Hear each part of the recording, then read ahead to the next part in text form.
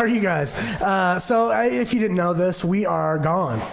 We're not here. We're not here. You may have noticed the room's a little not as hot because not as chubby. the room is considerably more tan than usual. It's a little fitter than usual. The average BMI is a little bit lower. But that's because we are gone. We are in Cincinnati, Ohio. Yes. Learning about how to be youth people. Yeah. So I had a blast last night. At the conference. I'm assuming I had a good time last night. We went to Creation Museum, and it was great. They had dinosaurs and a Noah's Ark, and it was wonderful. Yeah, and tonight, Cutlass is playing at the conference, so I'm going to cut loose with a little Cutlass. I met him earlier today in the hallway. They're good people. You just blew my mind. All right, so what we're going to do this week, instead of having a little sermon or whatever, we are going to answer some of your questions. Yeah. So last week we asked you to submit your questions, and we got some really great ones. And funny ones. And some that we didn't quite understand. One question was high. One question was high. One question was, what is your name? Yeah, so if you don't know what my name is. Those are examples of bad questions. Those are bad questions. But let's just delve right in there. Let's do this. We'll answer. We'll bounce back and forth asking the questions. Take the first one. We have the questions written down right here on this little sheet of paper. Here's the first one. We're doing this on the fly. On the fly, and we're going to try to do this in one take. All right, so no mistakes. Even though this is take two. All right, question number one. Is it right to go out with the same person 3 times in a row?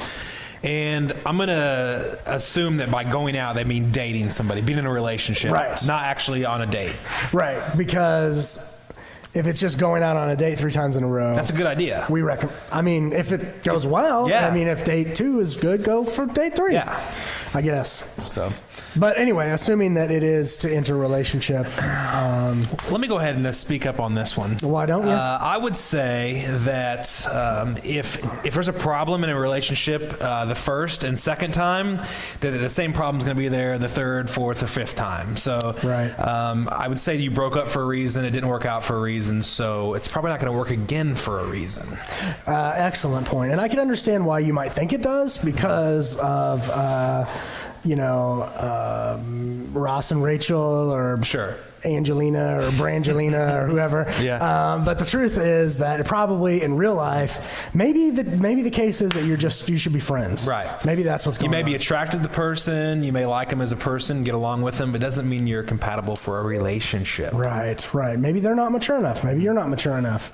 Maybe you're not attracted to them. I don't know. I would say spiritually or biblically, there's nothing wrong with going out with the same person 3 times in a row, but I would say it's just not a wise decision. Doesn't make sense. Definitely.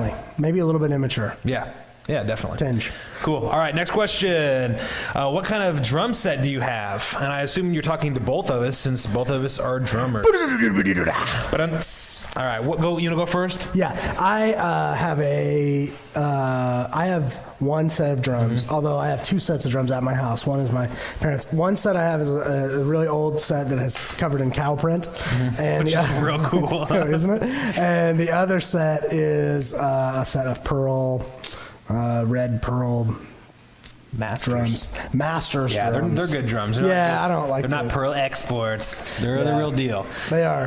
Top of the line. If you want to buy them, let me know. Yeah. I have not really drums. That's not proper English. I used to have a custom maple kit that I built myself, and I was hard up for money after I quit one of my bands and I sold them, and I really regret it. I'm never going to play drums again. I hate drums. If I can't be in the band, I'm quitting, and I'm quitting drums forever. I still have my Orange County snare, which I love, but and I do have a drum kit, but it's like an old broke down Yamaha kit. So I don't know. I just play at the church, so whatever. Good deal. All right, next question. I quit being a rock star. How do I get closer to my church friends and you guys? Talking about us. How do I get closer to my church friends and you guys, even though I live 20 minutes away? It's a good question. It's a great question, and I think there's 2 answers to this question. 2 great possibilities. Number one. Why don't you take number 1, Seth? I would say the first answer would be to use technology. I would say through MySpace, chat, text, cell phones. I'm sure you all have cell phones. I'd say you could really try to make an effort to just make connections that way. Right. Even though that's not one-on-one, it's a little different. Sure. But I would say technology, definitely. Yeah, definitely. I mean, we're all freaked out that you guys are going to meet some 40-year-old construction worker who says they're a 13-year-old girl on the internet. So obviously you can make some sort of relationships. So use that for your benefit. Yeah. I think the other thing to do is come out for small group on Wednesday nights. Small group is a great way to make some new friends. Right. So, spend some time out here. And then also the time that you're together, whether it's a conference or on Sunday morning, whenever it is, I would say just use that time wisely. Yeah. Try to develop some good friendships that you can skip all the surface stuff and go right into the meat of the friendship. Yeah. I would say too, really, and I know this sounds really spiritual or whatever, but if you could use some of your time to focus on spiritual things, I would found that some of my best friendships that I have come out of like praying together, talking about scripture together, and really connecting to God together, and that really just builds a solid friendship. Excellent. So yeah. Great. Good. All right. Next question. Okay, and that's mine. Why does this is actually the question? Why does Domino's have good pizza? They don't. Yeah, they don't. Easy answer. Into question. All right, here's how I figure this comes out. Domino's has cheap pizza, so that's what you've had a lot because it's cheap. So you think it's good, it isn't. Go to Guido's on the Hill in St. Louis, get some good pizza. Just go to Mama's and some try. Yeah, go to Mama Antonio's. Or if you're in Mount Vernon, go to Pizza Hut. Really anywhere else besides Domino's. Exactly. All right, next question. This is a good question actually. If there was such a thing as evolution, would there still be a God? Right. Okay. Well, assuming that they mean that the theory of evolution, Darwin's theory of evolution, as a way to explain the origins of man, if that were true, could there still be a God?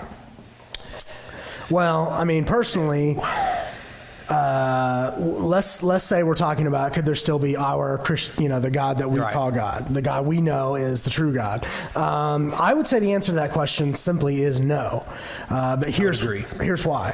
One is that in the book of Genesis we have God's explanation of how we got on the planet. Okay, so if evolution is true, then God is a liar, and if God's a liar, then He's not the God that we serve. Right. So, I think that's a real simple, easy way to look at it. Yeah, and I would say that probably if you're learning about this in school, and they do have proof of certain types of evolution, and that's called microevolution. So we need to talk about that. There's a big difference between like Darwin's evolution of species altogether from like a single cell, and then microevolution is a lot different. And it is proven that there's evolution within species. Right. Like maybe a fish species that lives deeper in the sea isn't as resilient to sunlight as one that lives higher in the sea. That's called microevolution. It's proven.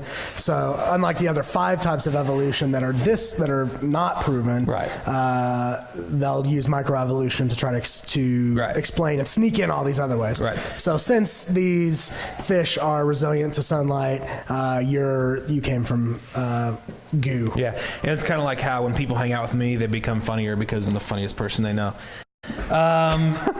That was the funniest thing I've ever heard. All right, next question. We can just do both of these together. There was 2 questions about my hair, and that's okay. It's okay that you ask questions about my hair. The 2 questions were, what color is your hair, and how long is Seth's hair? Well, I assume you're talking about how long was my hair like back in the day when I had hair, because now I shave it with a razor, so there's literally, you can't measure it. My hair color is blonde, and it used to be very long, actually. I regret to inform. So, I'm actually going to try to get a picture maybe and bring it in. That would be nice. So, I used to have long, shaggy blonde hair, and I was a pretty little boy. But then I grew up and lost all my hair.